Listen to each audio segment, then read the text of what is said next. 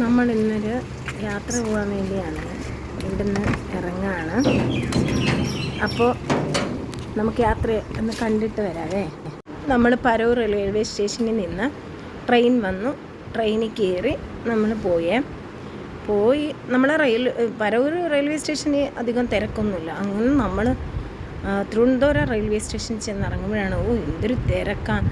എനിക്ക് തോന്നുന്നു അവിടെയൊക്കെ ഞാൻ ഫസ്റ്റ് ടൈമാണ് അങ്ങനെ ഈ റെയിൽവേ സ്റ്റേഷനിൽ തിരുവനന്തപുരം റെയിൽവേ സ്റ്റേഷനൊക്കെ കാണുന്നത്, ഞങ്ങളെല്ലാവരും കാണുന്നത്.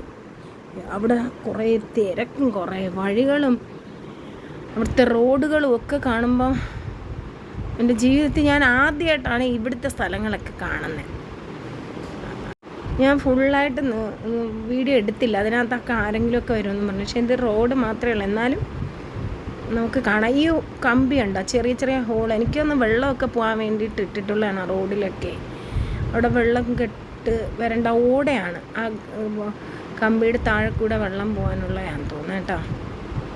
ഇങ്ങനെ നമ്മൾ അവിടെ നിന്ന് നടന്നു. നമ്മൾ എന്തായാലും കുഞ്ഞുങ്ങൾ ഇവിടെ അഡ്മിഷൻ എടുക്കാൻ വേണ്ടി പോവുകയാണ് കേട്ടോ.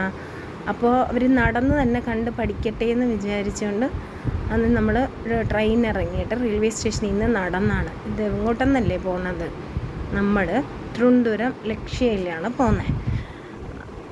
മോനിക്ക് അവിടെ അഡ്മിഷൻ എടുത്തെടുത്തോട്ടാണ് പോകുന്നത്. പക്ഷേ എനിക്ക് അവിടെ ഇറങ്ങിയതിന് ശേഷം പിന്നെ എനിക്ക് തോന്നി, അതായത് ഒരു പേരൻസിൻ്റെയും ഒരു വിഷമമാണെന്ന് തോന്നുന്നു. ഇതൊക്കെ ഇത്രയും ദൂരം ഉണ്ടോയെന്നൊക്കെ നമ്മളിങ്ങനെ ചിന്തിക്കുന്നുണ്ട്. പിന്നെ അവിടെ നിന്ന് നമുക്ക് ബസ്സിൽ നിന്ന് ഇറങ്ങിയിട്ട് ട്രെയിനിൽ നിന്ന് ഇറങ്ങിയിട്ട് 45 രൂപ കൊടുത്താൽ ലക്ഷ്യയിൽ ഓട്ടോയിലെത്തിക്കും. അവിടെ നിന്നിട്ടാണ് നമ്മൾ ഭീമ ജ്വല്ലറി കണ്ടു, പിന്നെന്തുവാ പോത്തീസാന്ന് തോന്നുന്നു, പോത്തീസൊക്കെ കണ്ടു. ഞാൻ കുറച്ചൊക്കെ വീഡിയോ ഇങ്ങനെ എടുത്തിട്ടുണ്ടായിരുന്നു. അങ്ങനെ കുറച്ച് നേരം നടക്കണം, ഒരു 10-15 മിനിറ്റോളം നമ്മൾ നടന്നിട്ടാണ് എത്തുക. കുഞ്ഞുങ്ങളതൊക്കെ മനസ്സിലാക്കി വെക്കട്ടെ എന്ന് പറഞ്ഞു. നമ്മുടെ പ്ലാൻ എന്ന് പറയുന്നത് ട്രെയിനിൽ പോയി ഡെയിലി പോയി വരികയാണ് ഉദ്ദേശം.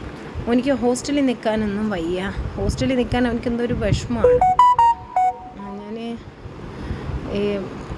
ഇങ്ങനെ പോയ വഴിക്കൊക്കെ ഇങ്ങനെ വലിയ കടകളൊക്കെ ഒന്ന് ഫോട്ടോ എടുത്തതേ ഉള്ളേ. അങ്ങനെ നമ്മൾ പോയി. അപ്പോൾ ഞാൻ പോകുന്ന വഴിക്ക് ഞാൻ പറയുകയും ചെയ്തു, മോനെ ഇവിടെയൊക്കെ ആണെന്ന് തോന്നടാ, ഇടയ്ക്ക് യൂട്യൂബിലൊക്കെ വില കുറഞ്ഞ ക്ലോത്തും ഒക്കെ വരാറുണ്ടല്ലോ, ഓഫറൊക്കെ വരുമ്പോൾ എനിക്ക് ഇനി അമ്മച്ചിക്ക് വേണമെങ്കിൽ മേടിച്ചുകൊണ്ട് തരാടാ എന്നൊക്കെ പറഞ്ഞാണ് നമ്മൾ നടന്നു പോണേ. കുറച്ച് ടെൻഷനും വിഷമവും ഉള്ള പോലെ തോന്നുന്നുണ്ട് ഇച്ചിരി നടന്നു പോകുമ്പം. നമ്മൾ പിന്നെ ഓട്ടോ കൂലിയിൽ പോകാം, 45 രൂപയാണ് ഓട്ടോ ചാർജ്.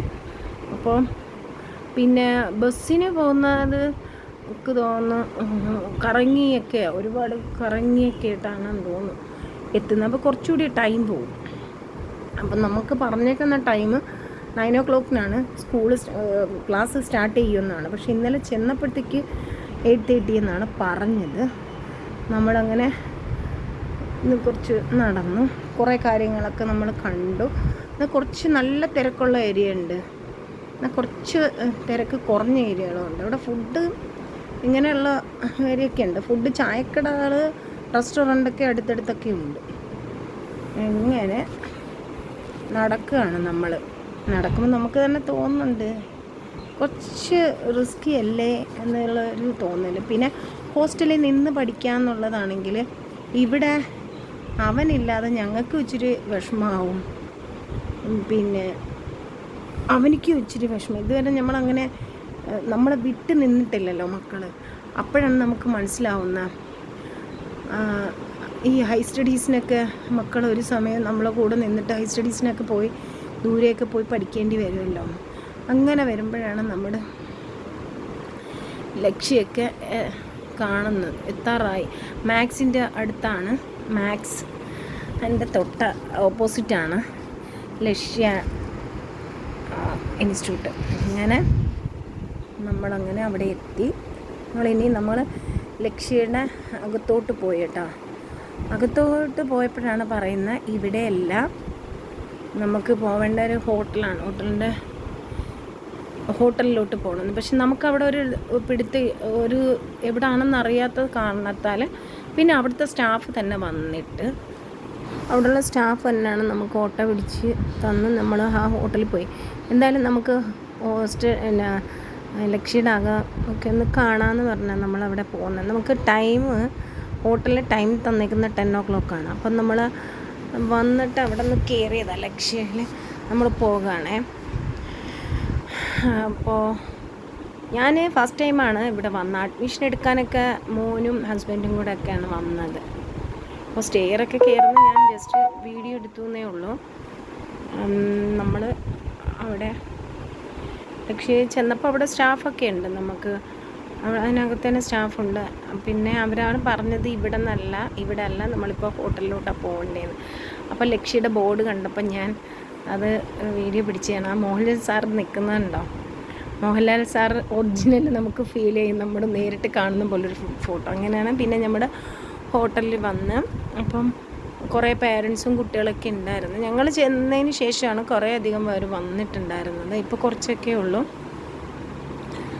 നമ്മൾ അങ്ങനെ ഒരിക്കൽ ഞാൻ എല്ലാവരും കൂടി വന്നിട്ടുള്ള ഫോട്ടോസ് അങ്ങനെ എടുത്തില്ല, കാരണം ചിലർക്കത് ബുദ്ധിമുട്ടാണെങ്കിലെന്ന് കരുതി അങ്ങനെ വീഡിയോ എടുക്കാൻ നിന്നിട്ടില്ല. അപ്പോൾ അവിടെ കണ്ടു, നമുക്ക് ഇഷ്ടപ്പെട്ടു. സാറൊക്കെ സ്പീച്ചൊക്കെ സംസാരിച്ചതൊക്കെ നമുക്ക് ഇഷ്ടമായി. പിന്നെ തിരിച്ച് ഞങ്ങൾ റെയിൽവേ സ്റ്റേഷനിലോട്ട് വരികയാണ്. അവിടെ നിന്നാണ് നമ്മൾ ഫുഡൊക്കെ കഴിച്ചത്. പക്ഷേ ബിരിയാണിയൊക്കെ ക്വാണ്ടിറ്റി കുറവാണ്, നല്ല കുറവായിരുന്നു കേട്ടോ. ബിരിയാണിക്കൊക്കെ ടേസ്റ്റ് ഉണ്ട്. കുഞ്ഞുങ്ങൾ രണ്ടും ബിരിയാണി കഴിച്ച്, ഞങ്ങൾ ഊണാണ് കഴിച്ചത് കേട്ടോ. ഇത് 100 രൂപയുള്ളൂ ബിരിയാണിക്ക് കേട്ടോ. ഒരു ബിരിയാണിക്ക് 100 രൂപ. പിന്നെ നമ്മൾ തിരുവനന്തപുരം റെയിൽവേ സ്റ്റേഷനിൽ വന്ന് ഇവിടെ ഇങ്ങനെ പോസ്റ്റായി കുറച്ച് നേരം ഇരുന്നു. ട്രെയിൻ ടൈം 2:35 അങ്ങനെ നമ്മളവിടെ ഇരുന്ന് ബ്ലൂ കളർ ട്രെയിനും ഓറഞ്ച് കളർ ട്രെയിനും ഒക്കെ കണ്ടു. നമ്മൾ തിരിച്ച് വരാൻ വേണ്ടിയാണ്. തിരിച്ച് വന്ന ട്രെയിൻ കുറച്ച് ഷെഡിലായിരുന്നു, നമുക്കറിയത്തില്ല ഇത്രയും ടൈം എടുക്കുമെന്ന് എനിക്കറിയില്ലായിരുന്നു. ട്രെയിനിൽ കുറേ ടൈം എടുത്താണ് നമ്മൾ വീട്ടിലെത്തിയപ്പോൾ തന്നെ 4:45 ആയായിരുന്നു. പിന്നെ കുഞ്ഞുങ്ങളെ മുടിയൊക്കെ വെട്ടിച്ചു. ഞാൻ അതൊന്നും വീഡിയോ എടുത്തില്ല, കാരണം കുറേ ടൈം ഇരുന്നിട്ട് പിന്നെ എടുക്കാൻ തോന്നിയില്ലേ.